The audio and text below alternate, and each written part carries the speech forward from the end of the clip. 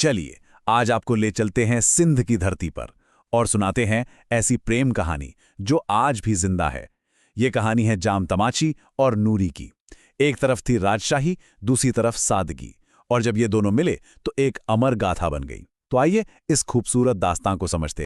लेकिन इस कहानी की शुरुआत हम एकदम शुरू से नहीं करेंगे। नहीं, हम शुरू करेंगे इसके अंजाम से, वहां से जहां इसकी विरासत आज भी इसी पल जिंदा है।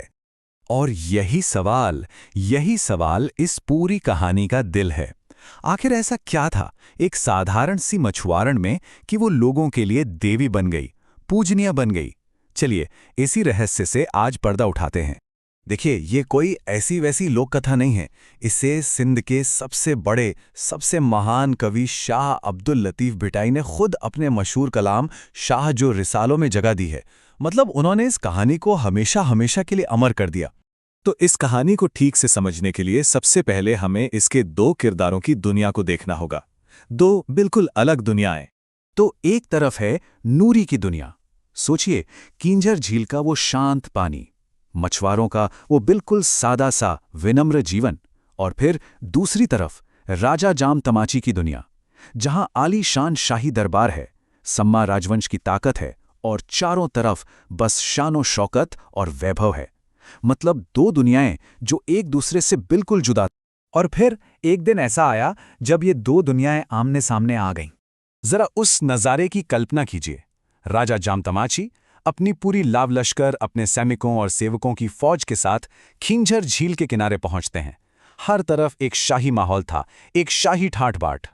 और उसी भीड़, उसी शोर शराबे के बीच राजा की नजर ठहर जाती है एक लड़की पर, नूरी, जो इन सबसे बेखबर, बिना किसी हलचल के पूरी शांति के साथ अपना काम कर रही थी, अपना जाल समेट रही थी। ऐसा लग रहा था मानो उसे आसपास की दुनिया से कोई लेना देना ही नहीं है। और पता है, राजा को यही बात सबसे ज्यादा दिलचस्प लगी। सिर्फ उसकी खूबसूरती नहीं, बल्कि उसका वो बेपरवाह अंदाज। राजा ने शायद पहली बार किसी ऐसे इंसान को देखा था जिस पर उसकी मौजूदगी का, उसकी शाही हैसियत का कोई असर ही नहीं हो रहा था। ये राजा के लिए एक बिल्कुल नया तजुर्बा था। और जब उन दोनों में पहली बार बात हुई तो ये फर्क और भी ज्यादा साफ हो गया। राजा बात कर रहा था अपने महलों की, अपनी ताकत की, और नूरी बात कर रही थी अपनी झील की, अपने लोगों की, अपनी छोटी सी दुनिया की। बस इसी अनोखे मिलन के बाद कहानी ने एक नया मोड़ लिया। राजा को ये एहसास होने लगा कि नूरी की सादगी में एक अजीब सा सुकून है। उसे लगा कि असली खुशी इन महलों की चकाचौंध में नहीं, बल्कि इस लड़की की सादगी में है। और तभी उसने एक बहुत बड़ा फैसला किया कि वो इसी मछुआरण को अपनी रानी बनाएगा। खैर, शादी तो हो गई, महल में बड़े जश्न भी मनाए गए, लेकिन हर कोई खुश नहीं था। महल में जो दूसरी रानियां थीं, जो दरबारी थे, वो सब ईर्ष्या से, जलन से भर गए। उन्हें ये बात बिल्कुल बर्दाश्त नहीं हो रही थी कि एक आम मछुआरन अब उनकी रानी है।